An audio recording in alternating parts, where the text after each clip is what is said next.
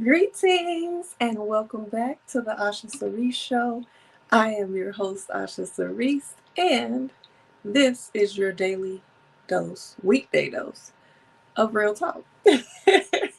Gotta get it right because we ain't doing daily no more, we're doing weekday.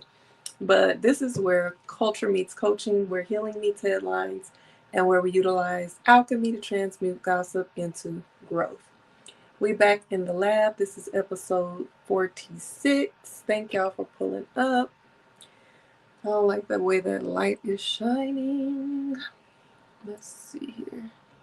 Is it this? Anyway, thank y'all for pulling up. Um, Again, this is episode 46. I'm Osha Cerese, certified life coach, event curator, and dream doula, supporting you with birthing your ideas into reality.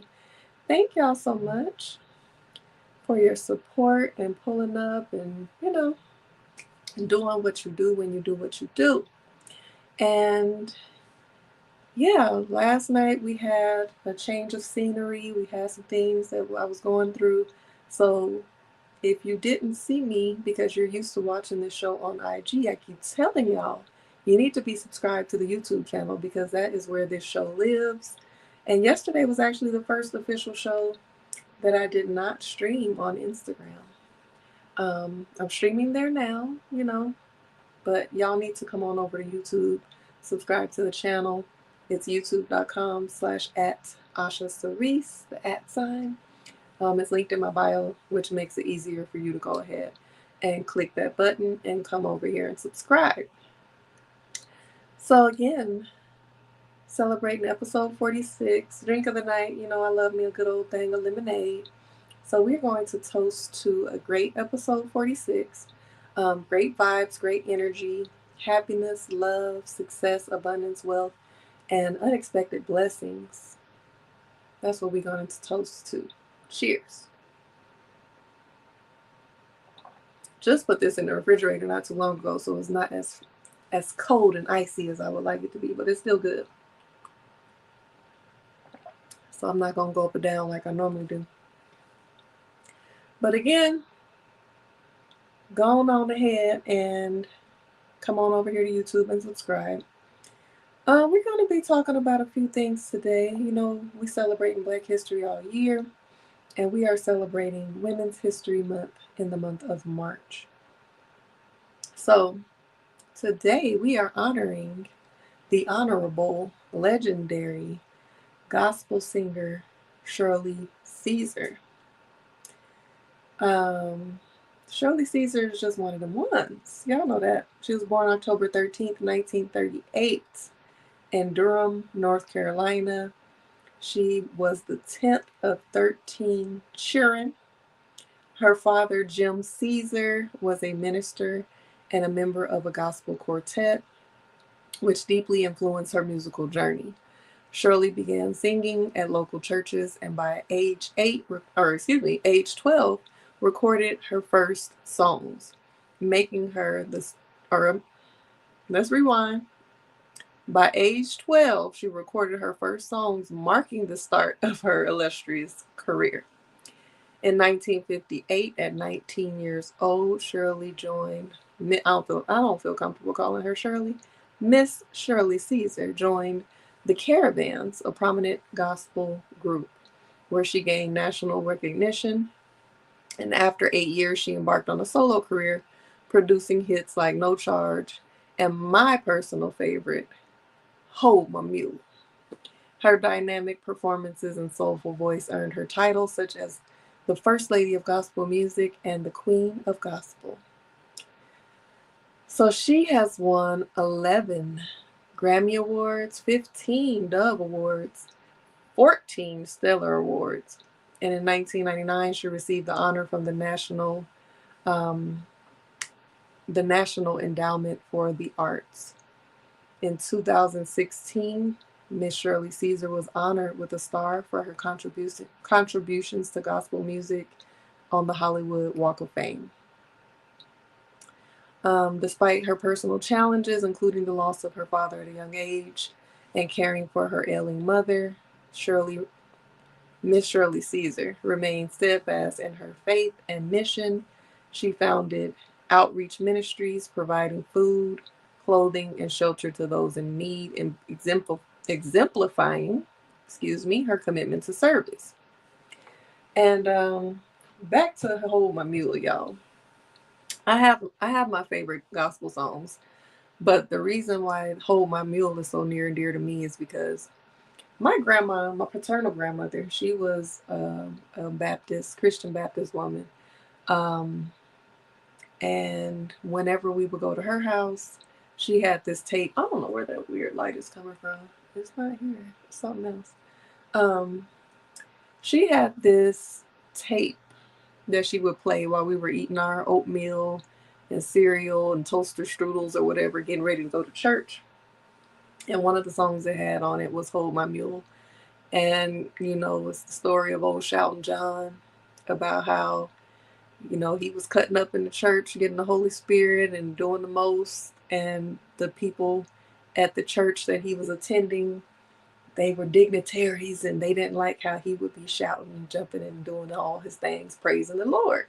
So they pulled up at old Shouting John's house to confront him about how he was up in the church catching the spirit and doing the most. And Shouting John had to let them know, like, I'm beyond blessed, baby. None of my children are in the grave. They not in the prison. This is my land. I have so many things to be grateful for. I'm walking around on this land, healthy. And he was like, hold my mule. I'm getting ready to shout some up. So I love the storytelling of Hold My Mule. And then, of course, she get into the song. I feel like praising him. That's one of my favorites. Let me put my phone on Do Not Disturb so I won't get notifications. What up, realist? Thank you for pulling up. But yes, on that album was also, I think it was You Are the Sunshine by why I can't think of their names. I always mess their names up. The sisters. What's their names? Lord. The Clark sisters. Excuse me. I be forgetting their names because I sure was about to say the Pointer sisters, knowing that wasn't them. The Clark sisters, it had on there that song by Al Green, Everything's Gonna Be Alright. Everything is gonna be alright. He's coming back. Doo-doo, doo-doo, doo-doo, like he said he would. That one. And it had a couple of other songs on there I can't think of at the moment, but that's my favorite Shirley Caesar song for sure. And Miss Shirley Caesar is how old at this point? She is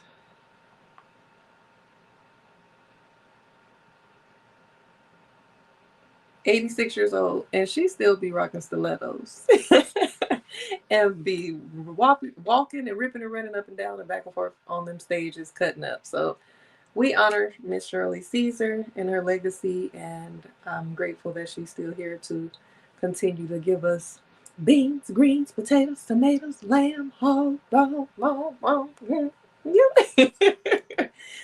you name it. So speaking of the church, we gonna segue right on into what I just saw on the internet a few hours ago. So there was, yes, 86 is a blessing for sure. And to be so like healthy, strong, still have your vote. Like a lot of these singers don't take care of their vocals. They don't preserve their voices, and she still sounds good. She still has enough stamina to perform and heals. And yes, she's still anointed. And definitely Miss Shirley Caesar is one of them ones. Absolutely. So I just saw a video with gospel singer Marvin Sapp. And I don't know the full context of it. I just saw the clip. Sometimes I do my research and dive deep into everything, but sometimes the clip is enough for me. So I saw the clip, and he was, I don't know if he was speaking, guest speaking or whatever at a church, but he basically told the ushers to close the doors and have all of the people that were in attendance, the congregation. He said it was about 1,000 of y'all in here, and it's about 1,000 of y'all listening virtually. So what I'm going to have y'all do is close the doors, ushers. We're going to all leave at the same time, but close the doors. And I'm going to need y'all to all sow a seed of $20. Everybody that's in the congregation, 1,000 of y'all, and the 1,000 people that are listening virtually, sow a seed of $20, which would be 40,000. And then he said for the pastors and whoever else was on stage to sow $100. Now, there ain't nothing wrong with collecting tithes and offerings. That's what folks do at church. But why are we closing the doors? The doors of the church are supposed to be open. No, I'm just playing. But I don't like the holding me hostage vibes. Like, I literally can call the police on you right now and you would be charged with kidnapping, sir. Don't close me in here talking about we ain't leaving until everybody sold $20 or whatever the message is. We ain't got to do all that. I get it. It's a part of church culture. This is what we do. This is what we're raised to do. I don't know. I think I have just different feelings about the collection plate time. It ain't like it was when we were growing up where you had the 3 collection plates. I don't even remember what all of them was for. I remember the building fund. What was the other ones? Let's look those up. As you can see, I haven't been to church in a while. But I still love the Lord. Let's see. So we got building fund. I'm trying to see if I can find what the other two were for. If anybody is a churchgoer or used to be a churchgoer and you remember what the other 2 plates were for, please tap in. Really said them church folk be some hypocrites. Some of them do for sure. Not at all. Okay, let me see. I'm doing my research.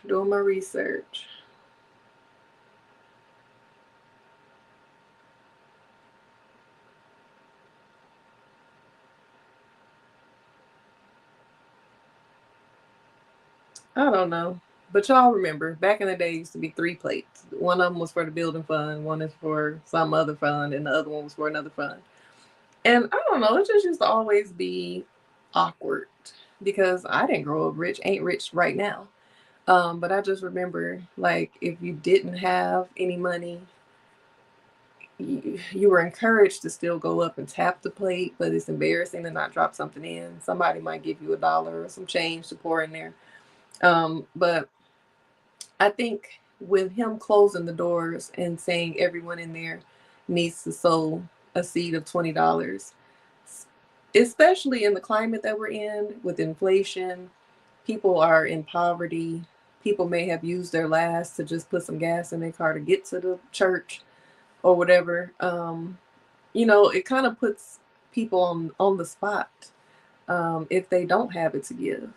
And it is what it is. Again, it's church culture, but I don't understand the door closing part. Let's go to the comments and see what the people say.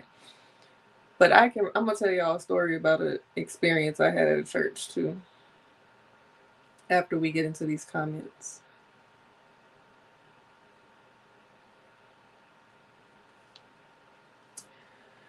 Okay.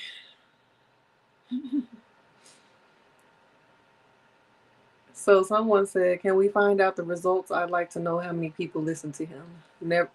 And because it's Marvin Sapp, somebody said, never would have paid it. The comments, Black people, we some comedians because the comments gonna have me weak every time. Thinking you about to lock me in a church for me to give you money, you definitely never would have made it.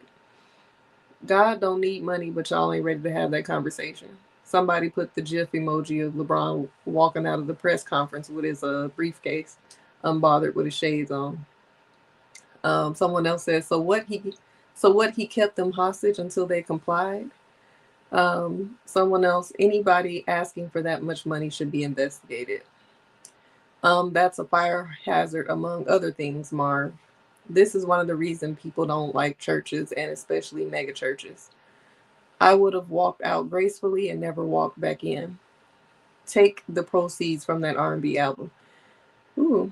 I wonder if this church has a woman's shelter, clothes drive, food giveaways. Does the pastor fellowship at prisons, juvenile centers, nursing homes? Where's the 40,000 going? And that was one of my other points that I wrote in my notes. Like, I feel like as a whole, as a community of Black people, we're Black Americans, we mostly were raised Christian for the most part. You know, we have other religions that people were brought up in, but we are always taught that when it comes to paying your tithes, that it looks like that. I remember going to my aunt and my cousin's church in Birmingham, and I heard the gospel song for the first time. If you wanna be blessed, if you wanna be blessed, pay your tithes and your offerings. And I was a child looking around like, dang, so God's not gonna bless me if I don't give y'all some money? I'm just not with that rhetoric. Some folk wouldn't pay that plate no mind. I ain't get my check yet, LOL. Mm-hmm. Using the Lord for a quick bag. Yeah, sometimes it be a money grab. We've seen it. We've seen some of these bishops and pastors and deacons and elders, you know, getting that moolah, getting that money, and maintaining their lifestyle while the people in the congregation is still just begging for a prayer. And so I saw, you know, that song never sat right with me. If you want to be blessed, pay your tithes and your offerings. But then also, I don't think tithes and offerings always look like giving money to the church in the collection plate. Now, if you have a church, again, like they said, if this church is active in the community, helps its members, doing what it needs to do for people in need, giving back, all of that, of course, you're seeing where it's going. That's your way of giving back as well. But there's other ways to sow a seed and to pay your tithes, I believe, like community service, giving your time, your energy, your effort, your attention to a great cause, donating to a charity for a cause that is important to you, creating your own charity or nonprofit, giving back to the children, giving back to the unhoused, giving back to people who are less fortunate than you, helping someone out, holding space for people. There's different ways, I feel like, that you can give back. So, I don't know, y'all, but I remember going to a particular mega church in Colorado. And I've never liked mega churches. I ain't gonna say I haven't been to some decent sermons or services at mega churches, but it never gave me the vibe that I was looking for. If I want to go to church. It's nice that you have this big facility and you can reach more people and all of that, but it didn't feel like a close community. It didn't feel like somewhere you can go where you know people, you know your church members. It just felt like a big show. And I remember one particular time I went a couple of times just to see if I was tripping.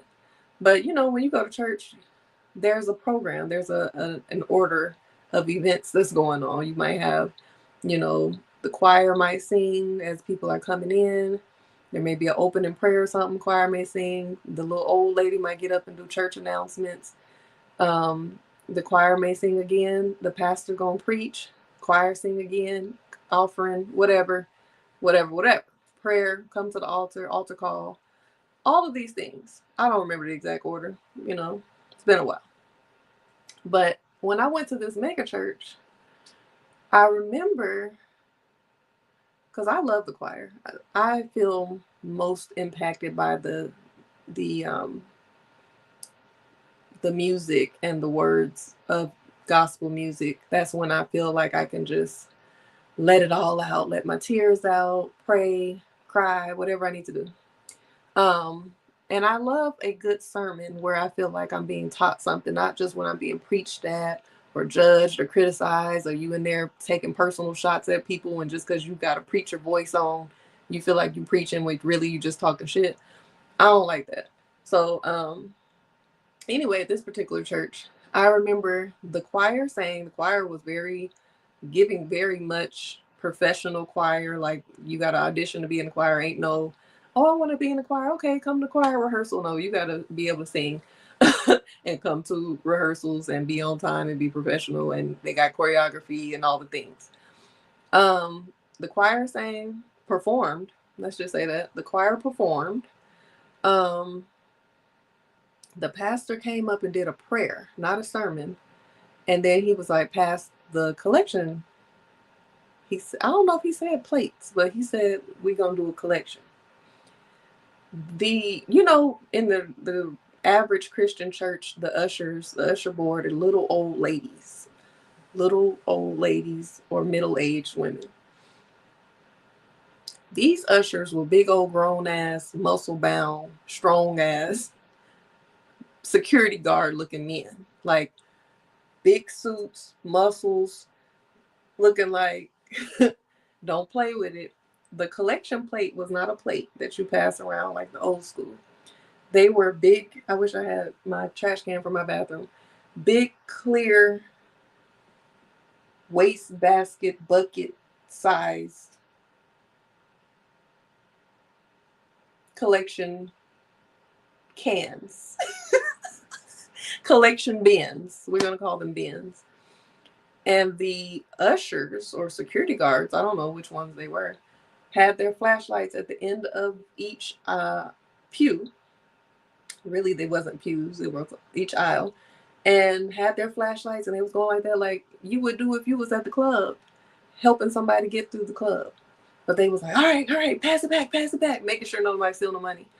I'm like, this doesn't feel like church to me. I don't know. So it was that, and then it was over. There was no sermon. The choir did not perform again. It was choir, prayer, money grab, dismissal. I went again. I think I went around Easter that year at that same church, and they had a great reenactment of the resurrection of Christ and all of that. It was very touching, very, very good. The pastor, I believe, he did preach that day, but it wasn't like it didn't feel like he was preaching, like trying to touch people, having an intimate conversation with the congregation. It was literally like a performance. He was performing, acting, working the stage. It was theatrical. So I just didn't feel connected to that church. And a lot of controversy ended up coming about from that church. He was messing with one of the congregation members. It was a mess. Rilla says, you from Colorado? Yes. I was born in Birmingham, moved to Colorado age 3, and moved to the Atlanta metro area at age 26. Yep. And now I'm 36. I've been here for 10 and a half years. They take advantage knowing people have a good heart and want to actually do right by the church. Yeah, they do sometimes. And it's just like, I've seen situations where there's women that have been sowing seeds and paying their tithes and offerings faithfully every Sunday, not missing a day, going to choir rehearsal, Bible study, all of the things. And there have been situations where when they pass away, the pastor is like, he's not doing the funeral at the church. Like, well, how dare you? What are you talking about? So things like that. And I have some stories. I think I've shared a few of them about how I was treated or how I felt my experience was when I was grown enough to actually join a church on my own, because I never joined a church growing up. I was never baptized. My parents taught me about spirituality and praying and all of that at home. My grandma taught us about praying. I would go to church sometimes to my grandma's church or my aunt's church, but I wasn't like in church every week. I would go to vacation Bible school, and I would go to, I would do Easter speeches, Christmas speeches, all of the things. But I wasn't a member of any church until I grew up, was an adult. Um, went. I think I had already went through my divorce, and yeah, I had already been divorced for a while, and I went to shout out to Franca from Brazil, one of my Brazilian friends from when I was out there on Instagram. Shout out to you. Um, I think I met you in the. I don't even know if you can speak English, but I think I met this person when I went to purchase some art. But what was I saying? Oh yeah. So this particular church, I had been invited by my cousin who was dating someone who played in the band, and when I went, it was such a beautiful feeling. Like everything was so welcoming and so loving, and I felt good because I'm like, okay, I can see myself coming to this church. It felt like love. But literally, a few days after I went to that Sunday service, the pastor had passed away. I think he was battling cancer. So his daughter's husband took over, and um, yeah. So his daughter was very anointed, and his son-in-law was who he chose to take over. But he was not really, that wasn't really his chosen path for himself. He was requested to take over, but I feel like he did it for his wife and he did it for his father-in-law. But he was a banker. Like being a pastor wasn't his calling. He got better over time, but and I will say he wasn't the type of pastor that was trying to take advantage of the church for the money. He didn't even accept the salary because he was fine. He had enough money, but there was just some things that I experienced in that church that I was just like, it just didn't feel like a safe place. Not that someone was trying to harm me or anything like that. It was just the judgment and the just misunderstanding me. Like they treated me like I was some type of damn Jezebel coming through the church trying to get everybody's man. I don't want y'all, these men. I don't want these damn elders and these men up in this church. I'm trying to come here on my own spiritual path. And y'all see me, a young woman. I think at first they thought that I was my cousin's age. My cousin was in her early 40s at the time. I was in my mid 20s. So they was thinking I was around their age because the pastor and the pastor's wife was around her age too. Because, I carry myself very maturely. It's not like I just look so old or whatever. It was just, they thought I was older. So when they found out I was this young 20-something-year-old and, pretty, I know how to dress appropriately for church. So I wasn't in there with nothing revealing on or nothing inappropriate. But folks was gifting me prayer cloths and saying shit like, we were in the members class, and the mother of the church, who was the pastor who passed away, widow, she was like, yeah, we need to make sure if ever you sit in the front row or anything like that, make sure you have your legs covered and, use your prayer cloths and all of that, because pastor has a wife. He don't need no distractions. And I'm looking around the room like, why would she say that? Because it wasn't, clearly it was not a message for the whole room. It was a message for me. Everybody in the room was an old person, probably over, I ain't gonna say old, older person, probably over the age of 60 something. And my cousin, who was 9 months pregnant at the time. So it was just too much. I didn't like that feeling, and some other things occurred too. But it just kind of turned me off from that. And I know that you can't really base one experience or one church off of the total experience, but it's just too many reoccurrences, and I'd rather just, you know, strengthen my relationship with God. And that's what I did. I feel like I've never been closer to God than I was when I left, trying to be in the box of what people feel like your relationship with God should look like.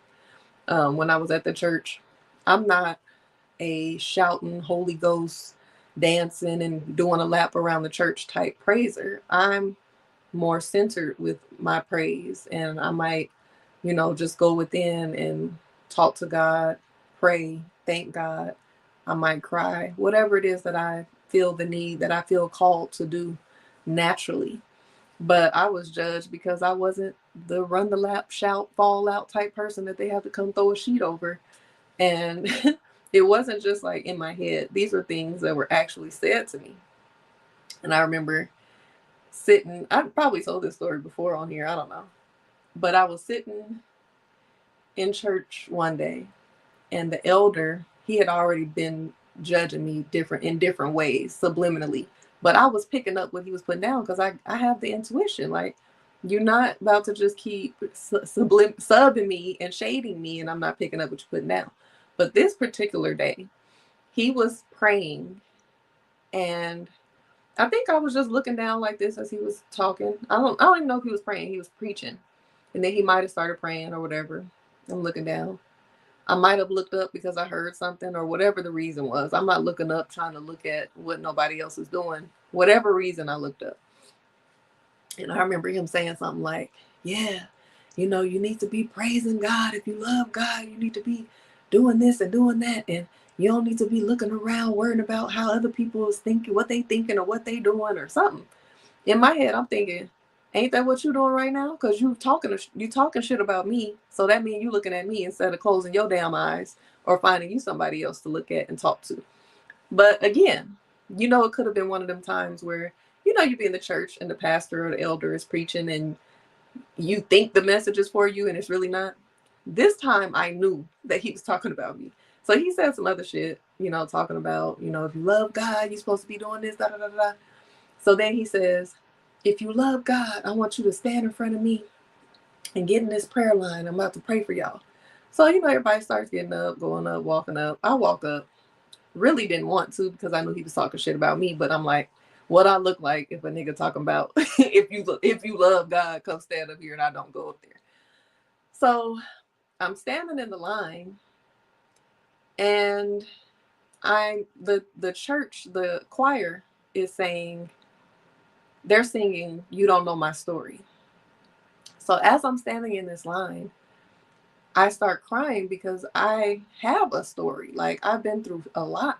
At that time, I had been through a lot, and I had just got divorced and was going through a lot of stuff and, rebuilding my life and all of these things. And I'm here as a young lady. I feel like 25, 26 is a young lady on her own, trying to find her way, her spiritual path. And you up in here judging me and stuff. So I was literally pissed off. And I was crying because I was thinking about all the things I had been through. And I'm thinking like, yeah, y'all don't know my story, but y'all in here judging me and making me feel uncomfortable when I'm just trying to find my way. So by the time I got up to him for the prayer, he wants you to stand up there and go like this so he can pray. I'm crying. He thinking that I'm crying because I'm touched about something he didn't say. So he's like, as soon as he started saying, before he even started praying, he says, I was talking about you. I wanted to just stop crying,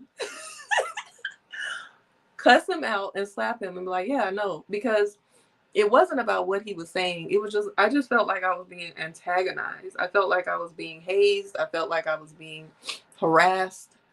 I felt like I was being judged and misunderstood. And I just felt uncomfortable. And I just don't feel like people should make anybody feel uncomfortable where church is supposed to be a safe space. Let me get into these comments.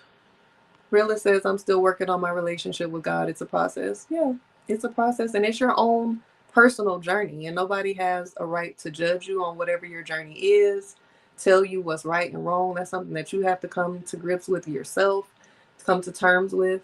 And God loves you. God created us all. And whatever God is, what God represents to you, that's your business. Like, don't let nobody make you feel a certain type of way because your walk with God doesn't look like theirs. What up, Commander Alpha Turkey? The prayer line is the best. It can be. That's what I mean, the hypocrisy from some of them. Yeah. Some churches make you want to turn away from God. And oh heck no, what, you were singled out. Absolutely. Um, and that's what I didn't want to do. I didn't want to allow those experiences to make me turn away from God, but it definitely did turn me away from certain organized religions, and it turned me away from just certain people. Like, and I'm gonna, moving to Atlanta, you're exposed to so many different types of Black people, and I love that. You have your professional Black people, you have your hustlers, you got your YNs and your thugs, and you got country folks, you got farmers, you got vegan people, spiritual people, conscious people, so many different types of Black people. And when I kind of dibbled and dabbled and figured out what I like personally, or whatever, what resonates with me, just being in the spiritual community, a lot of it resonates with me. And then on the other hand, sometimes people get into being spiritual and they start doing the same exact things that they left the church for. Like, you're spiritual, but you're judging people, you're criticizing people on their journey, you are acting holier than thou because your ass meditates, and you fast, and um you're plant-based, and you do it a certain way that somebody else may not. If I skip a couple of days of meditation or whatever, and now you judging me because whatever, you grounding outside in the damn grass barefoot, and I do that too, but sometimes I put on my heels. Whatever. I believe in duality. I believe in authenticity. I'm not about to be boxed in for no religion or for spirituality. And I see a lot of people in the spiritual community turning into the very thing that they ran away from. So there's, it could be a double-edged sword. But they definitely singled me out. It was a lot of things. It was, the pastor used to speak to me all the time and be friendly and be kind to me and talk to me after church, have actual dialogue and conversation. And then after a while, when I became friends with them, well, with his wife and other people on social media, I thought his wife was cool with me. Just little condescending things, like she would call me, "Hey, supermodel," but it didn't feel like a compliment. It felt like a, yeah, little bitch, I see you. I'll be watching you on your page. You think you're cute walking around here in front of my husband. It gave that type of energy. And I'm not the type that's going to take things personal and insinuate certain things. So I had to literally ask, like, am I tripping? Like, just pay attention to certain things, because after a while, the pastor would not speak to me after church anymore. He would not even look me in my eyes. He would literally walk past me and just have his head down, or he might tap me on my shoulder and keep walking. And I'm like, it really pissed me off, really hurt my feelings. I really was, people have their church hurt story, but that's my church hurt story, because I just felt like it just wasn't cool. I was when I think about a 25, 26-year-old right now, and I think about them being on their own, having all these life experiences that they've gone through, and I'm not trying to be a victim or have a pity party, but I'm just thinking about a young person on their journey and then being treated like that, being, you know, ostracized or singled out. And imagine you over here thinking that somebody at your man or something, and they over here trying to get close to God. The audacity. Bad representation, yeah, of any aspect, religion, spirituality, whatever. It's some bad apples in all of it. Them pastors be low key, or be some freaks low key. Some of them for sure. Y'all, I saw what's his name, TD Jakes, talking about his medical emergency that he had on stage a few months ago, or a couple months ago. He said he had a massive heart attack. And I really do believe that it was because of the stress of all the controversy coming out with his ties to Diddy. It's coming out saying that he was a power bottom, and, the meme going around of him saying, "Have you ever been swallowed up?" All of that type of stuff. If he is a freak in real life, of course, it was the stress of I possibly may be exposed. And if he really isn't, then it was still the stress of being misrepresented online. But some of them do be some damn freaks. They still humans. They be using the Lord to get them draws too. Exactly. The Lord told me. Yeah, buddy.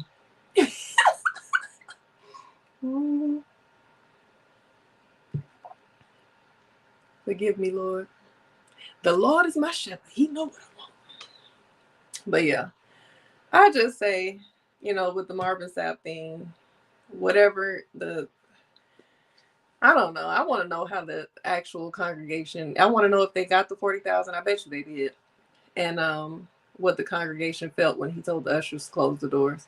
But I do remember a church that I was at where he was like, asking for specific numbers. Like, come up. I want everybody to come up here and give $10, and I want people to come give 1,000, or 100, then 1,000.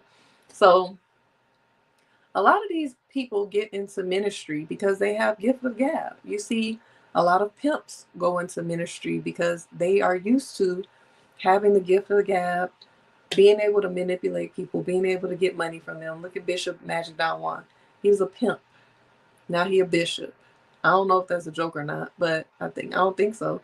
He's an actual bishop. Some people just have that gift, and they just switch hustles just like that.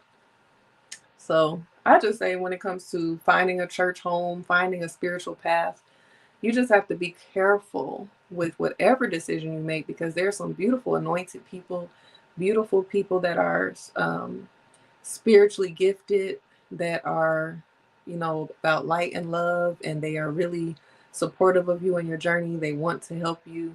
They want to support you. They have gifts, and they are safe spaces, safe places, whatever you want to name it. And then there are those bad apples of people that utilize your vulnerability, knowing that you're seeking a closer relationship with God, or knowing that you're wanting to know more about spirituality. And they play on that to manipulate you, to take advantage of you, whether that's financially, spiritually, of course, sexually. We see it all the time. People taking advantage of young folks, boys and girls. We've seen so many controversies of that. And then people are so, when it comes to the church and spiritual communities, you have these certain leaders, or you have people that are pillars in the community that have a certain reputation. And they also have a different type of reputation of being molesters, or, some type of predator. And everybody's covering it up. Because I've definitely heard about a particular music director in Colorado being sexually inappropriate with young girls, and folks still sending their kids over there for vocal lessons and stuff. So it's just strange. I don't know. Protect your people, protect yourself, protect your kids. It's just the same as cult leaders. And some people, and I'm not down to nobody's religion, so if you offended, my bad.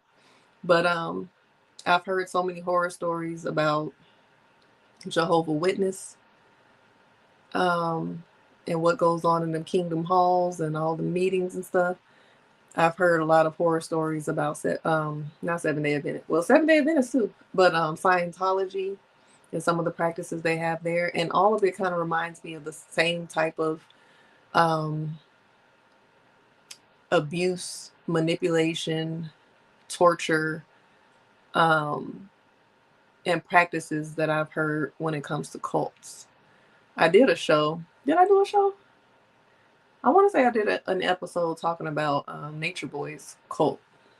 That's the cult that I did do a show on that. It really fascinated me because I really was watching in real time. I wasn't like watching maybe the first year of him, or the first few months of him having his cult, it evolving into a cult, because I believe when Nature Boy first started it started off his own personal journey of wanting to leave America, or Babylon as he called it, to go to the tropics.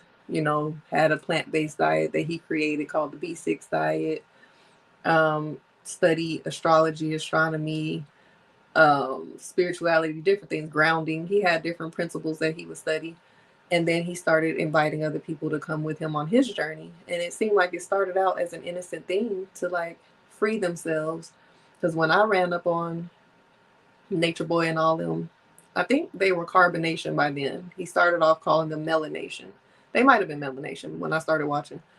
But all I saw was a bunch of melanated people in the tropics, walking around naked, eating fruits and plant-based foods, studying, grounding, being detached from all of the things in Babylon. I'm like, this is interesting. I wonder could I do that? Like, would I want to live in nature on an island doing this type of stuff? I'm low key a nudist. I love being naked. I can go out there and be naked and walk around and be free and feel free.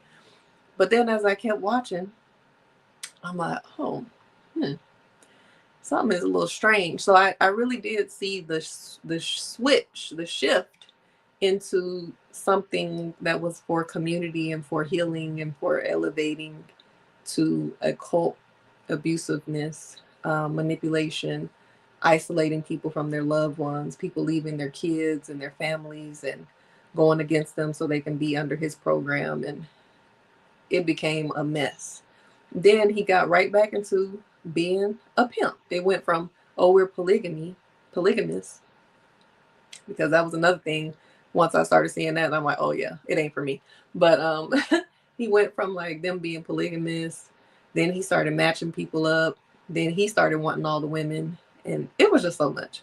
I have an episode about it if you care to watch the full thing. But then he just went straight up back to just being a pimp, cussing the women out, beating them, calling them names and breaking them down on camera for views and for donations. And it goes to show you that a lot of these people are just switching hustles, and sometimes spirituality is a hustle for them. And then when that don't work, then they just go back to pimping, or they go back to hustling in a different form. You remember Nature Boy? Yep. He got life plus 10, I think now. Yep. He has life plus 10, I believe. So that's that on that. That's my little spiel about that. But I did also want to talk about this particular clip I saw right before I got on.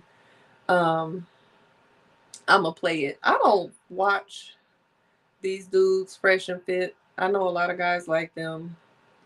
And I've talked about this particular topic before when it comes to men who exclusively date outside their race. And that's fine if you do. But my issue is if you down your own race. Like, if you don't date black women and you're a black man, that's fine.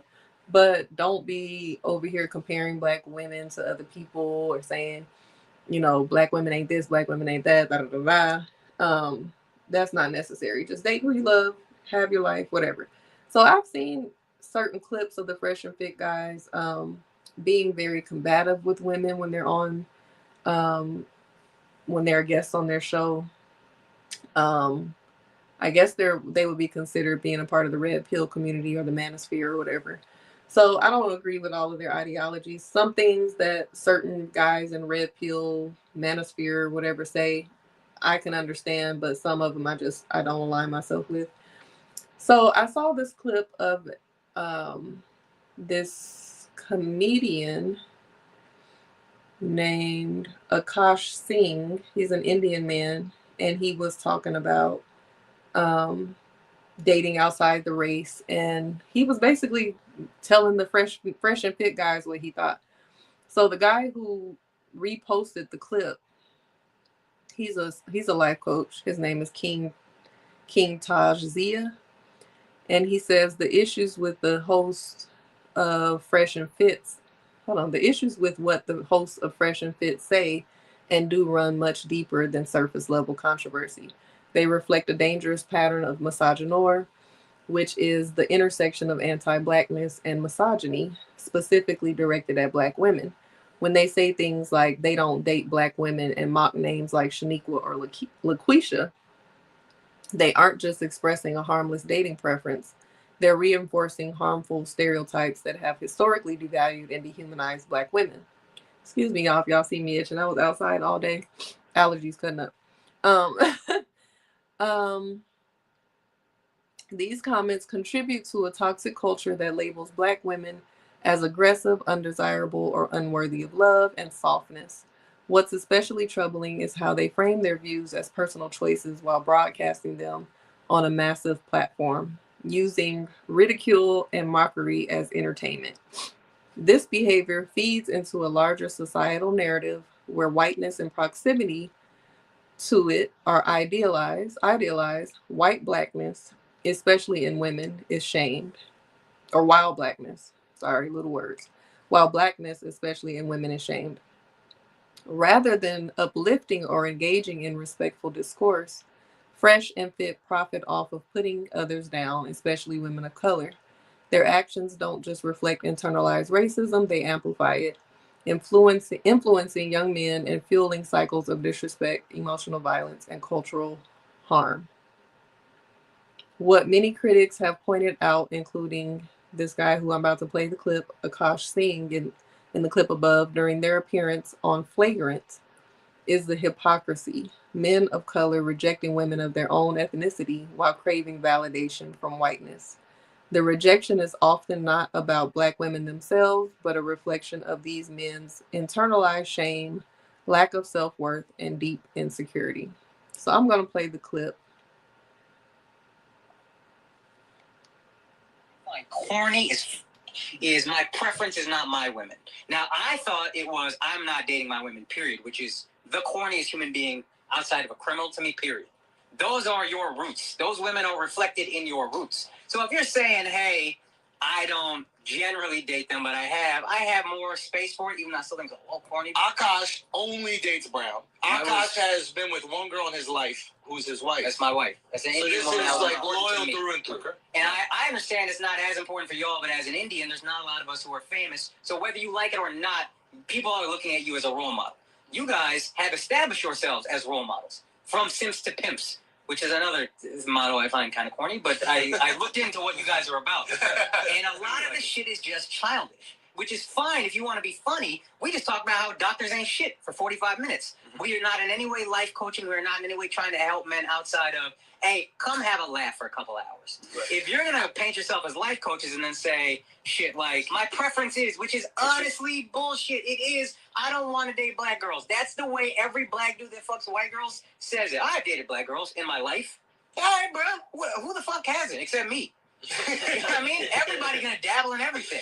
It is the mentality that I have an issue with, and Alex is upset with the specific words, true, but underneath it, he's upset with the mentality. And a lot of stuff you guys say in general, I think, is stuff that's kind of childish. I saw a clip where you were like, oh, the nuclear family's falling apart. What do you do? I don't get married. Just don't get married. You actually trying to help men, or you talking to fucking incels who are 18 years old? That's some shit you said at college. I'm going to turn you from a simp to a pimp. All right, bro. Can we grow up? You guys are self-help. Hey, we're trying to help men. So either we're funny, or help men and be real and be honest with yourself and don't have an ego like, no, I have a preference. Be honest. Let's just be mature about what we feel. And part of that maturity is, yeah, it was a bad joke. I don't actually feel exactly that way. I find. So I found that very interesting that he just basically checked them for their immaturity and their rhetoric and how it can be dangerous because, are you really meaning it in a serious way or are you meaning it in a joking way? Because your audience is believing everything that you say, taking it for face value, and it's not always the right messaging to be putting out there. So he's an Indian man. I guess he married his high school sweetheart or whoever she is. I don't know if they've known each other since children or if it was an arranged marriage or what it was, but he's only been with his one Indian woman. And what I did notice, other than him reading them, is they were very calm, collected, reserved. They almost look like two little boys sitting on the couch being scolded in this clip. And so it was very interesting to see because any other time I see them, especially the one dude, I don't even know his name, the lighter one of the two, he's always very, this macho alpha type persona. cussing women out, going off. I've seen him have some girls jump on a girl, pulling, just all these other big personality, big energy that he usually gives. It wasn't there when the man was shaking him. So I've noticed that sometimes as women, we could talk till we're blue in the face and tell men how we feel. Some men, how we feel about what they're saying, about their rhetoric, challenge some of their ideologies, challenge their mindset. And it's a lot of pushback. There's no accountability. There's no dialogue because what we're saying is not received. It's not received. It's not respected. But a man can come and say the same things, and some guys just get zip mouthed. So is it that they were receiving what he was saying? They respected him as a person? Did did the light bulb come on, or did they just not want to push back because they were in his territory? So that was interesting to see. I don't know. He said he called them out about being immature with the whole turning men from simps to pimps. That is corny as hell. Because I just remember the first time I remember ever hearing the term simp, it was when Pimp C was saying it. And when he was saying it, it actually sounded cool. Like, it sounded like, I don't know if he made it up, but I always felt like he made it up because the way he said it, it was like, it was his word. But now the guys that are saying simp this, simp that, a lot of them are cornballs. You're not a pimp. And being a pimp is not glorified either. In our culture, we have glorified, pimp culture or whatever. I know real life pimps, and with human trafficking, sex trafficking on the rise, it's definitely not something that is looked at as glorified these days, especially. Yeah. Somebody was saying something about, like, how can women basically go sell their bodies or do whatever they need to do to get money and then turn around and give it to a pimp. Like I told y'all before when we talked about Mario the singer and how he said how he gets in women's heads to unlock a certain level of intimacy. Some people have that gift of gab, and it goes back to the pastors, and to other people it all fits in. Some people have the gift of gab. They can tell you certain things, get in your head. Some people have manipulation tactics where they're breaking you down. They're love bombing you, making you feel like, you're the greatest. They love you. They can take care of you, handle everything. Just, it might start off as a give me the money. I can flip it or I can manage it for you. Everything you need is going to be taken care of. And as I'm saying this, it's reminding me of the government. We definitely get pimped by them because, like, we literally have to go out and work or earn a living and then give them a piece of the pie. It's getting to the point where it could possibly be so much poverty that they may come up with socialized currency or something like that. They house you, they give you just enough money to get what you need and pay your bills and pay your rent. They provide the work and you're just dependent on them. It's definitely some pimping going on from the top of the government down to the streets. There's all different types of forms of pimping. But I got off topic. I was talking about simps, but it made me think of Pimp C.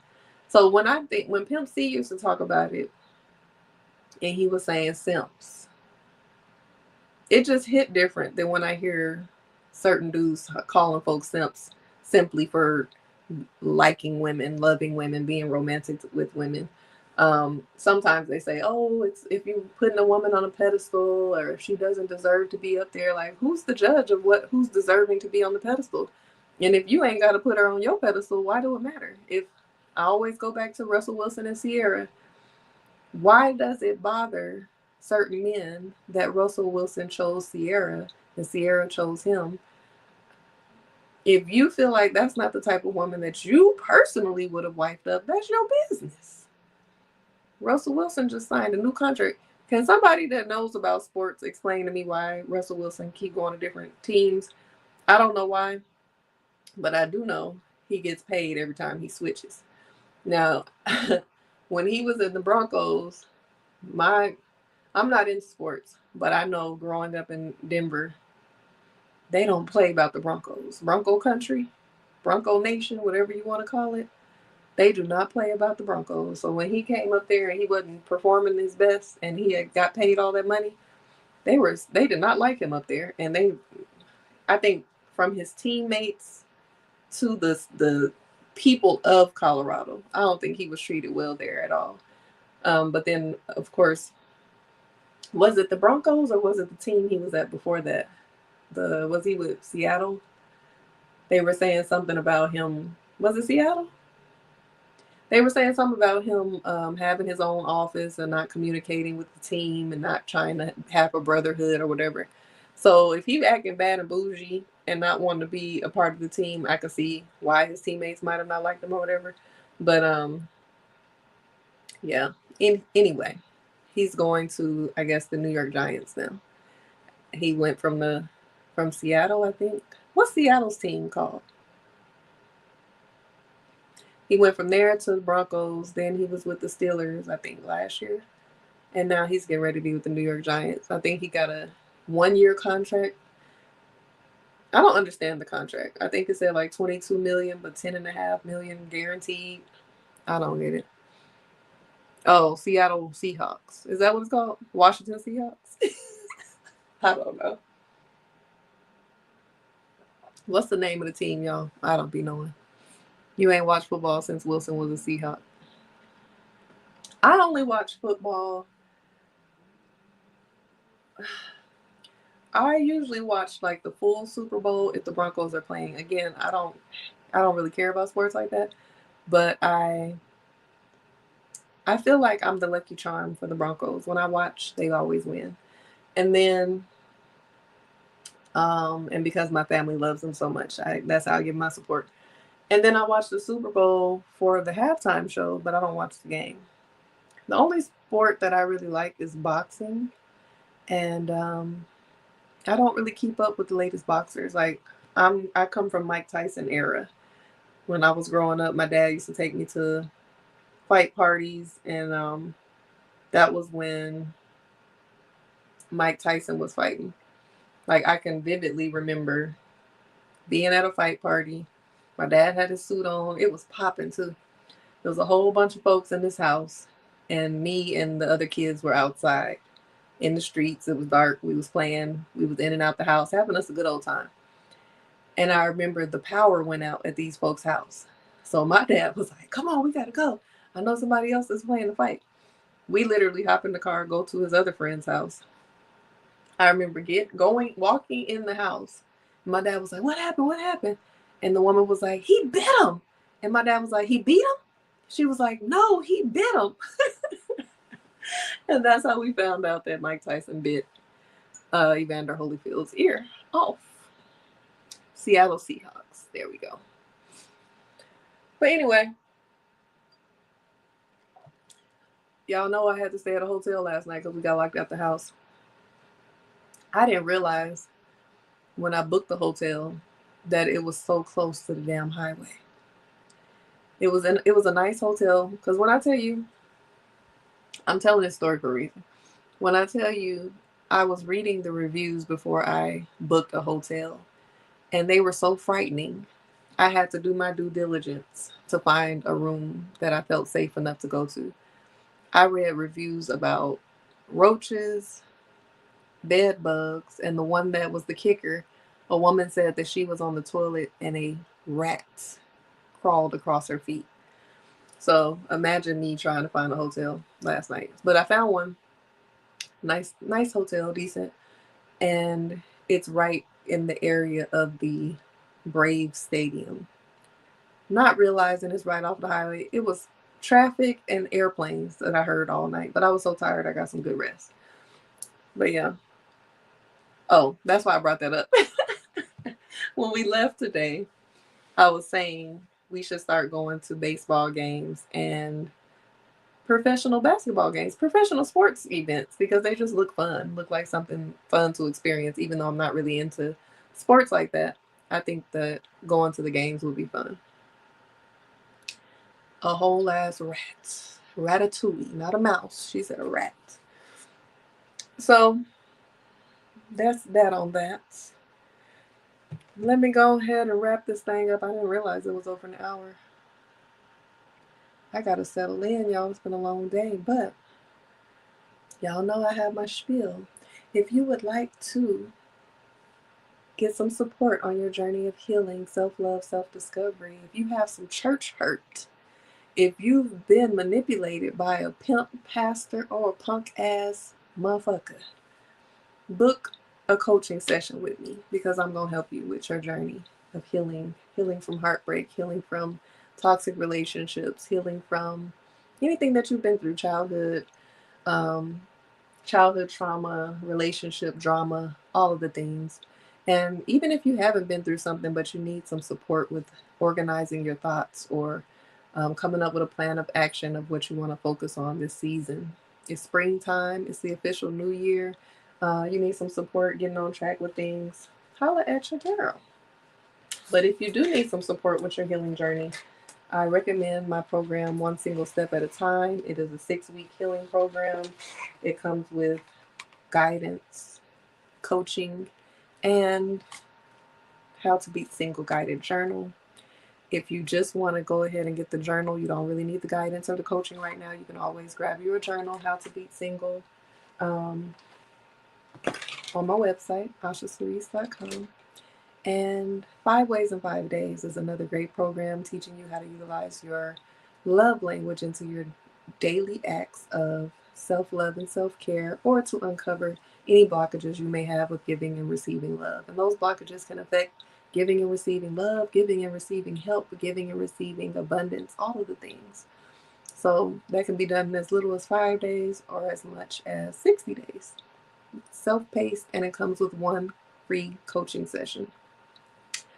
Also, you can always just book a discovery call if you don't know where to start, or if you just want to set yourself up with some coaching sessions, whether they are weekly, monthly, even bi-weekly, however often you want to get them done.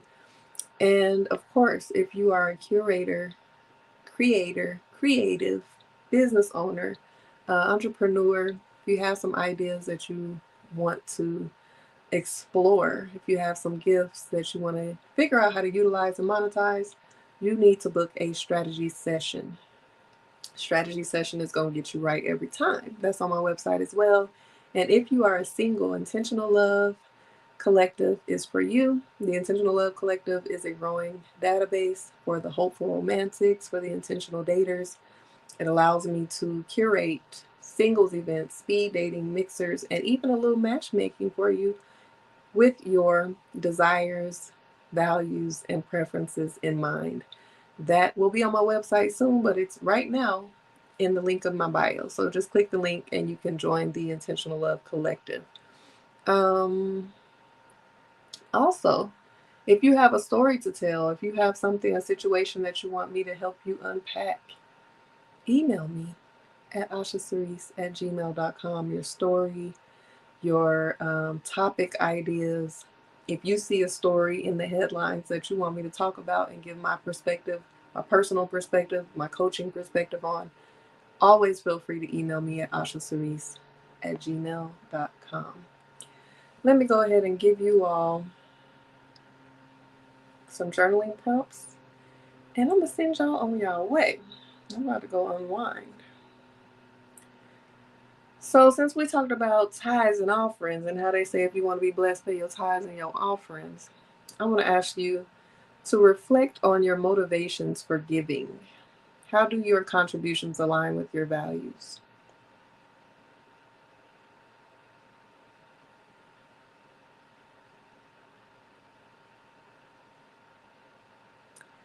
And related to that, beyond financial means, in what other ways can you practice generosity in your daily life?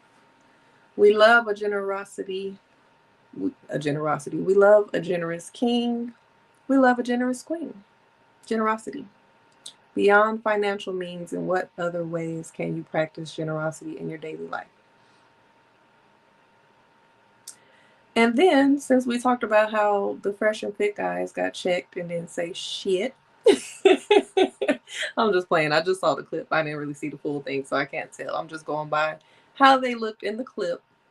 But think about a time when you disagreed with someone's views on sensitive topics. How did you handle the conversation and what did you learn from it? Okay. All right, y'all. We will see you tomorrow. Hopefully a little earlier. Maybe we'll see. Yeah, I'm going to try to come a little early tomorrow if possible. I'm on a mission. I've been working hard throughout the day, so sometimes I can't get to y'all till late. But that's why you need to subscribe and turn your notifications on so you don't miss out. But I appreciate you. Thank you, Realist, for pulling up on me. Thank you for everybody else that tuned in. Thank you to Commander Alpha Turkey. Who else we got in the building? Uh-oh, I done pushed the wrong button and it went away. Oh, and then while I'm on here and while I'm thinking about it, I need y'all to DM me or message me some type of way. Y'all not connected with me on Instagram, do that, please. I need some help on figuring out all these damn tricks and features on StreamYard because I want to be able to, like, literally show y'all the clips and stuff. And I haven't had time to really play around with it. When I've tried to, like, upload and show things from my laptop, the sound messes up. So it's like a echo and it totally messes up the sound. So I haven't figured out how I can upload things and show clips and all of that on StreamYard. But I want all the StreamYard features. I want let me look at my live while I'm still on here. Because I saw all kind of features when y'all was live. I'm like, ooh, somebody help me.